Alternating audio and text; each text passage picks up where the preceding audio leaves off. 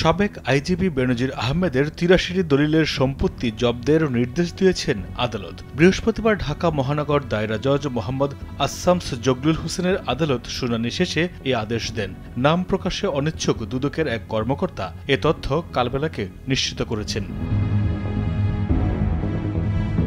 আদালত সূত্রে জানা গেছে, গোপালগঞ্জে বেনজিরের ৮৩টি দলিলের সম্পত্তি জব্দের আবেদন করে দুদক। এ সময় দুদকের আইনজীবী মাহমুদ হোসেন জাহাঙ্গীর শুনানি করেন। পরে আদালত আবেদনটি মঞ্জুর করে এ আদেশ দেন। এর আগে গত ২৩ এপ্রিল বেনজির আহমেদের বিরুদ্ধে দুর্নীতির অভিযোগের তদন্ত করে ২ মাসের মধ্যে প্রতিবেদন দাখিলের নির্দেশ দেন হাইকোর্ট। বিচারপতি মোহাম্মদ নজরুল ইসলাম তালুকদার ও বিচারপতি কাজী এবাদত হোসেনের বেঞ্চ দুর্নীতি দমন কমিশনকে এ নির্দেশ দেন। পরে বেনজিরের সম্পদের খোঁজে দুদক ৩ সদস্যের একটি টিম গঠন করে। সংস্থার উপপরিচালক হাফিজুল ইসলামকে প্রধান করে গঠিত টিমের অন্য সদস্যরা হলেন সহকারী পরিচালক নিয়ামুল হাসান গাজী ও জয়নাল আবেদিন।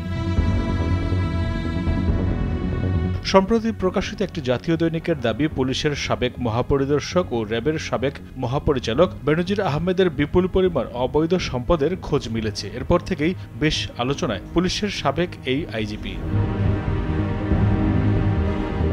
জাতীয় ওই দৈনিকে বেনজিরের ঘরে আলাদিনের চেরাগ শিরোনামে একটি প্রতিবেদন প্রকাশ করে সেখানে তার নানা অর্থ সম্পদের বিবরণ তুলে ধরেন। বেনজিরের বিপুল সম্পদের মধ্যে রয়েছে গোপালগঞ্জের শাহপুর ইউনিয়নে সাভানা ইকো রিসোর্ট নামের একটি অভিজাত ও দৃষ্টিনন্দন পর্যটন কেন্দ্র।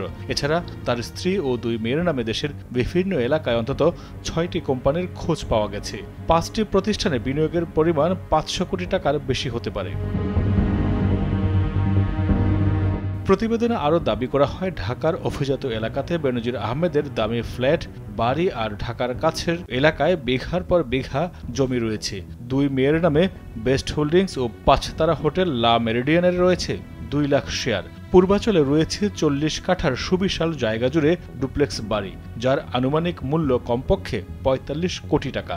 একই এলাকায় আছে 22 কোটি টাকা মূল্যের আরও 10 বিঘা জমি।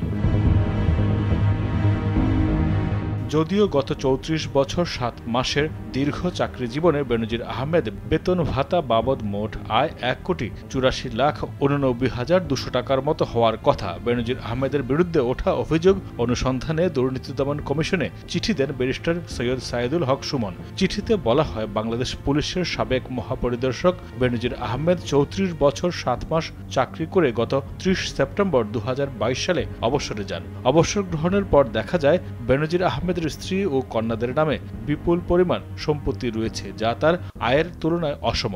এমন পরিস্থিতিতে বাংলাদেশ পুলিশের সাবেক মহাপরিদর্শক বেনজির আহমেদ তার স্ত্রী, বড় মেয়ে এবং ছোট মেয়ের বিরুদ্ধে বিপুল পরিমাণ অর্থ সম্পদ সংগ্রহের জন্য তদন্ত করে প্রয়োজনীয় আইনি ব্যবস্থা গ্রহণের জন্য দুদককে অনুরোধ করেন তিনি।